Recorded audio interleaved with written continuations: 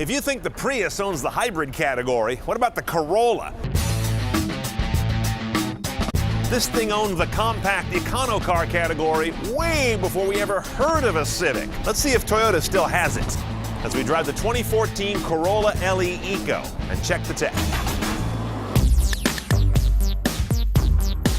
Now spot a 14 Corolla easily. Just open your eyes and look at it. It doesn't look at all like the outgoing generation. Every panel, every detail's heavily revised. Here's a spotter's trick though. Look for LED low beam headlamps. They're standard on all the 14s, which I believe is a first for any affordable car.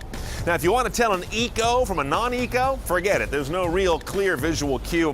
Little difference in the chin, but not much. Let's get inside. Now inside, Toyota's done something at least different. This dash really harkens back, to be honest, to the late 70s and the early 80s, in a tasteful way, I think. But this whole eyebrow and kind of flat face thing is at least a refreshing change from the kind of doughy ovoids that seem to populate every other car's dashboard these days. Now, what's in it? Here's the star of the show. You have an LCD touch head unit in either a standard or premium configuration we'll get to in a minute. 6 inches of touchscreen is not a lot. And when you're here on the home screen like I have, and you've split it 3 ways, 1, 2, 3, everything gets real small. Upper left corner in this case, I've got my entertainment settings going. Lower left, those are phone settings. And on the right, there's the map peeking through. Now, of course, these will come full screen as you go to any one of the actual functions. I like this about the Toyota interface. They put all the audio together under audio. If I go to my navigation system, I get there via apps. Perfectly functional, a tad slow on the uptake, but not bad. And as you can see, it's micro SD based. Voice command on this car is also standard, I think, on every trim level, as is at least some version of this head unit. What would you like to do? Start a new route. 235 2nd Street, San Francisco, California. 1. I heard 235 2nd Street, San Francisco, California. Is that correct?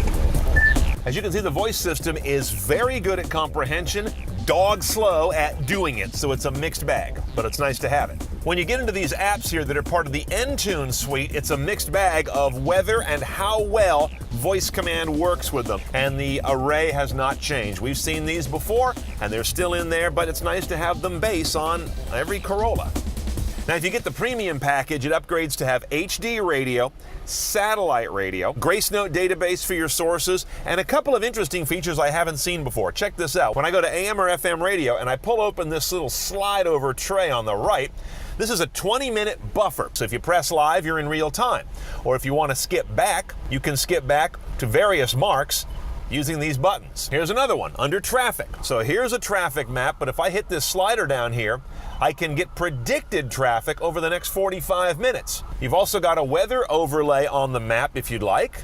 And you've got the option for some pretty rich text messaging support, up to including a vehicle SIG for outgoing messages. Rear camera on all these Corollas, I understand to be standard. That's also a nice feature given the price point of these cars. It doesn't have any predictive direction technology. It merely shows you zones and it comes on, and that's about all it does. Also nice, automatic temperature control, single zone, is standard on all these cars as well. And to go along with climate, thank you, we've got mechanical seat heater buttons. I like those because when they're on, they stay on. In terms of drive controls, this is our one-choice automatic. It's a CVT, a continuously variable transmission, with 3 positions: regular drive, sport, and B, which from the Prius is a additional regenerative braking mode. I'm not quite sure what it does on a car without a regeneration cycle. There's no shiftable gate no matter where you are, no paddles because it's a CVT, but it does have synthetic shift points programmed into it. And here's your Eco Mode button. This is part of the Eco trim model we have. This will put the car into a particularly fuel-saving mode, although it's confusing because you've also got an Eco light over here that tells you when you are driving economically, and then you've got another light that tells you when you've got the button to press to make you drive economically. It's a little odd. Now, one of the most interesting innovations on the new Corolla is kind of a magic trick. They extended the car 2.6 inches over the outgoing model. Within that, they found almost 6 inches of additional legroom. That's packaging.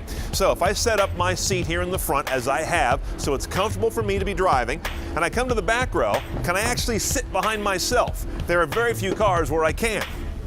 But in this one, I certainly could. They've added 5 inches of legroom to the back seat over last year's model. That's like going from a Lexus LS to an LSL or an Audi 8 to an 8L. That's like big car legroom, and they've got it here. That's real nice. Now up front on the new Corolla, you've got a 1.8-liter inline-4 sitting side saddle driving the front wheels. Here's where things get different. This one has what's called Valvematic technology on the Eco, which allows it to wring another 5% MPG out of what is otherwise the same basic engine as the other Corollas. Here are the numbers. 140 horse, 126 foot-pounds of torque. Just adequate. 0 to 60, about 9.7 seconds, at least for the S trim. Should be about the same for this car, but they don't have a number published yet. Now, the MPG is the key. 30 city, 42 highway, if you get the real stripper model that has the steel wheels. We have an upgraded car with bigger alloys, and that drops it to 30 city, 40 highway. Still really good numbers. And this car weighs about 2,800 pounds. Not a whole lot on the hoof. That certainly helps the efficiency. Let's go for a ride, see how it all works together.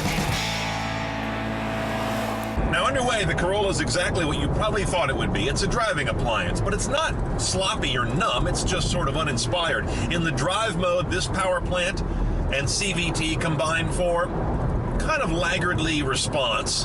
But once it gets revving, it's a pretty satisfying powertrain. Put it over in sport mode and you get not so much more oomph as much as you get more alertness in the powertrain. And then there's this nonsensical B position, which puts you into a heavy brake, sort of a deceleration mode by gearing down. I don't understand that. It doesn't make sense on a car that doesn't have brake regen. I can do that myself, except there's nowhere to shift on this car, so I guess that's why you have to have B. Ride quality is pretty good on this vehicle. I don't have a harshness coming through. It's firm enough. I don't feel at all like I'm wallowing. Nothing about the car feels cheap. That's a key thing you've got to get done in a car that is. Now, pricing this guy is interesting. We have an LE Plus. There is a lower trim level, but not available here in my part of California anyway. So check by region, because if you go one lower, I believe that's where you get the extra 2 MPG with the lower trim package and apparently skinnier tires that are key to that. $21,300 for the LE Plus, the second one in the line. On top of that, I'm going to add one option for $23.60, the convenience package. It gets you the power moonroof, the enhanced Entune system with navigation, satellite radio, HD radio, whole bunch of niceties, little improved audio, I believe, as well, and that's definitely worth the money. So all in, you're under 24 grand for a car that has no significant downsides as nice transportation.